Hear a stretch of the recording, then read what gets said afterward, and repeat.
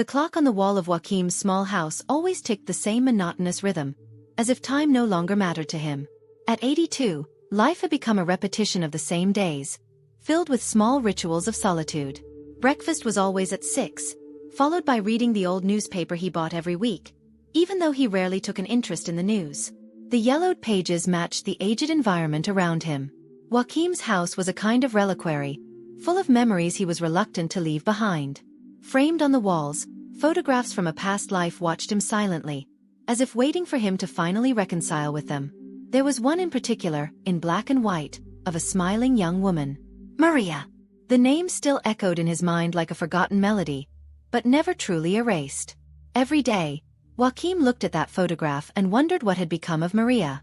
They had loved each other when they were young, but life had abruptly separated them, and he never knew what happened after they parted.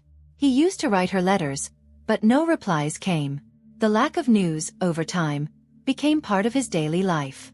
And so, Joaquim got used to the silence. That morning, however, something was different. As he was tidying up the dusty books that he rarely touched, an old envelope fell to the floor. At first, he almost ignored it, thinking it was just another unimportant piece of paper. But when he bent down to pick it up, his heart started racing. The name Joaquim was written in a handwriting that he knew well. It was Maria's. Joaquim stood for a moment with the envelope in his hands, almost unable to process what he saw. The handwriting was Maria's. He was sure of that.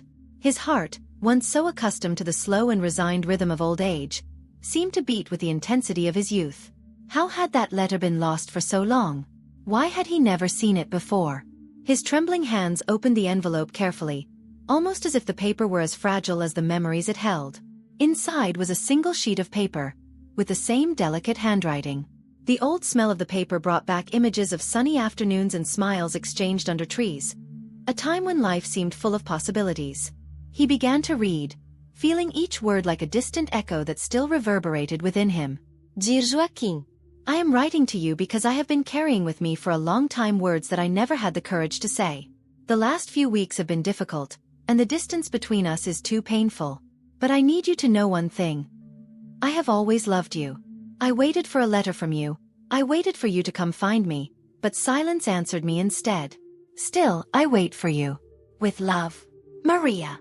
The last words of the letter made Joaquim drop the paper on his lap and put his hands to his face, as if he wanted to block the avalanche of emotions that was taking him by surprise. Maria had waited for him. All these years, he thought that she had moved on, that perhaps she no longer wanted anything to do with him. However, here was proof that their love still existed, at least at that time. But now, what did that mean? The next day, Joaquim woke up with a determination he hadn't felt in many years. Maria's letter was on the table next to his bed, like a silent reminder of the mission he had now set for himself. He needed to return to the city where it all began, where their lives had crossed for the first time and perhaps were still intertwined in some way. He packed a small suitcase with the essentials and left home without looking back. The old car, which he rarely used, was covered in dust, but it still worked well enough for one last important trip. As he drove to the city where he had spent his youth, the familiar landscapes made him sink into memories. The road seemed the same, but everything around him had changed. The trees that had once shaded the path now seemed sparser, and the houses had become more modern. Time, relentless, had left its mark on everything, except the memories he carried with him.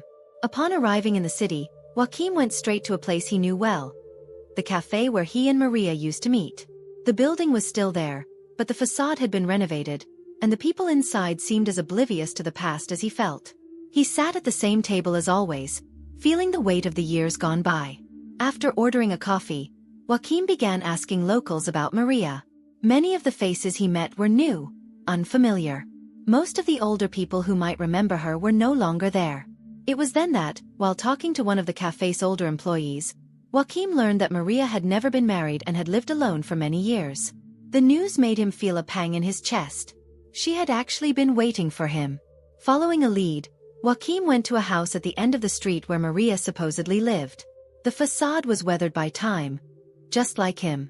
When he got to the door, the person who answered the door was a young woman who, at first glance, seemed strangely familiar. She introduced herself as Clara, the daughter of a close friend of Maria's, and said that Maria had been admitted to a nursing home a few years ago. "She's not the same anymore," Clara said with a sad look in her eyes. Her memory is failing. These words weighed even more heavily on Joaquim's heart.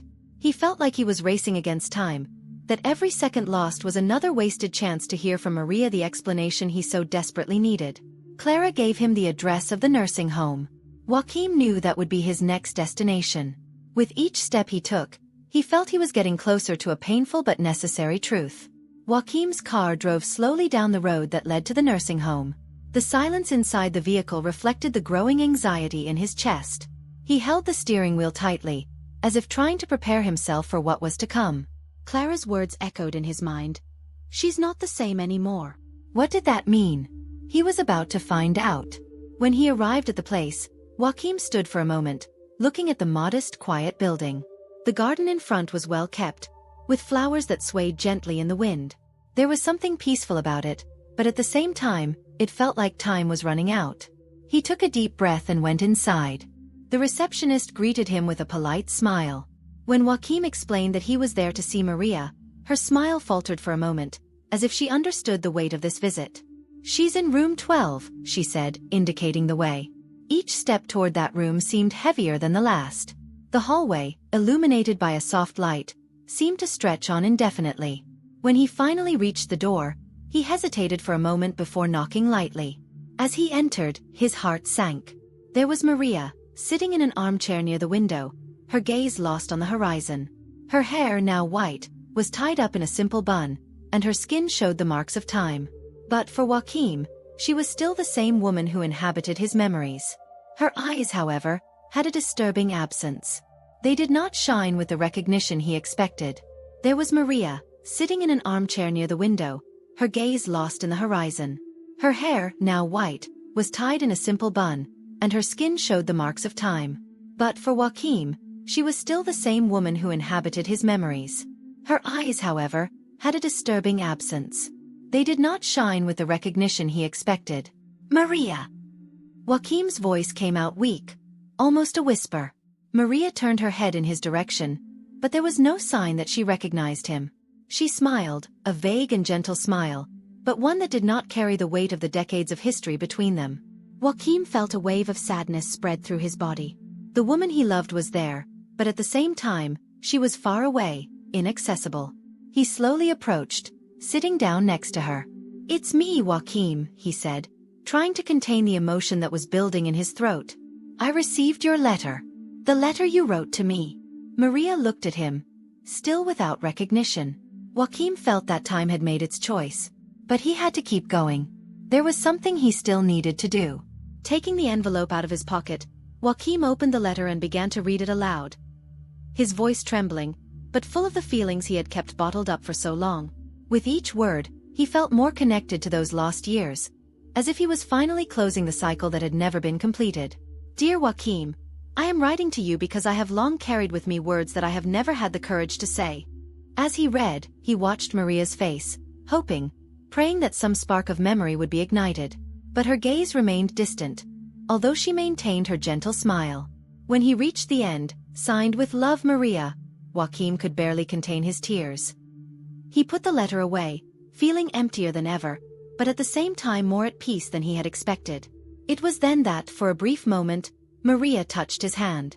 A small, almost insignificant gesture. She said nothing, just kept smiling. Joaquim did not know if she had understood what he had read, or if the gesture had been just an unconscious reaction. But in that moment, he chose to believe that, somewhere deep inside his mind, Maria still remembered. Joaquim stayed with her for a while longer, just enjoying her presence, even though the words between them were scarce. There was nothing more to ask, no answers to give. The truth was simple and painful. Time had taken away what they had, but the love they felt, in a way, was still there, even if silent. When he finally said goodbye, Joaquim looked at Maria one last time, feeling that this would be the last time he would see her. But now, with the letter read and the past revisited, he knew he could let that chapter of his life rest. On the way home, the silence in the car seemed different. Joaquim, who before felt the weight of each kilometer as a reminder of the lost decades, now drove with a new lightness. The visit to Maria had not been what he expected, but in a way, it was exactly what he needed. He had not received clear answers, nor the passionate reunion he had often imagined. Yet there was something deeply peaceful about having read the letter to her, even if she did not understand it. It was as if he had finally closed a circle that had been open for so many years. The landscapes that had once evoked longing now seemed different. Every tree, every bend in the road, was a reminder that the past could not be changed, but it also did not need to be carried with such weight. Joaquim realized that over the years he had kept Maria trapped in his memories, as a symbol of what could have been. Now, with this visit, he was finally allowing them both to be set free. As he drove, he remembered Maria's touch on his hand. It had been a small gesture, almost imperceptible, but it was loaded with meaning for him. Perhaps she did not fully recognize it, but in that brief contact, Joaquim felt that something had been transmitted. Perhaps it was just a fragmented memory, or perhaps it was just a reflection of the affection she had always had for him. Either way, he chose to believe that on some level she had known he was there, and that was enough. The love they had shared, even for such a short time, had been real. And now, Joaquim felt he could leave it in the past, without the pain that had once accompanied him. He no longer needed the answers he had sought so much. Time had taken away his chance to relive those days, but it had also gifted him with the wisdom to accept what had been and what could not be. With that thought, a sense of peace settled in. Joaquim still had a life to live, and for the first time in a long time, he was ready to move on, without regrets. Back at his house, Joaquim walked through the door with slow steps, but with a lighter heart. The place looked the same as always. The old furniture, the photos on the walls, the smell of coffee he had left that morning. Yet something inside him had changed. Maria's letter, now tucked away in his pocket, was no longer a symbol of something lost. It was a living reminder of the love they had shared, a love that time had not been able to erase. He walked over to the table by the window where he often sat and watched the garden. Carefully, he took the letter from his pocket and placed it in a small wooden box, next to other mementos from his youth. He closed the lid with a sigh, as if closing an important chapter in his life. The pain that had haunted him for so many years had dissipated, leaving in its place a sense of calm acceptance. Joaquim stood up and walked to the window. The afternoon sun was streaming in softly, illuminating the room with a golden light. For the first time in a long time, he opened the curtains completely, letting the light flood the room. The air felt fresher, and he allowed himself a small smile. The light that filled the space was not just the sun's rays. It was also a reflection of a new perspective on his own story. Now, he understood that the past, with all its pain and regrets, no longer needed to control him. The encounter with Maria, even in its fragility, had shown him that the love they shared had never been in vain. Even without words, even without the ending he had dreamed of, there was still value in the memories he carried. And that was enough. Joaquim took a deep breath, feeling the warmth of the sun on his face. He knew that the time he had left was limited, but he would no longer carry the weight of what could have been. Instead, he would live the days he had with serenity, appreciating each moment, no matter how simple. With one last look at the sky, he murmured softly to himself, "Thank you, Maria." And with that, he closed the window, ready for a new beginning.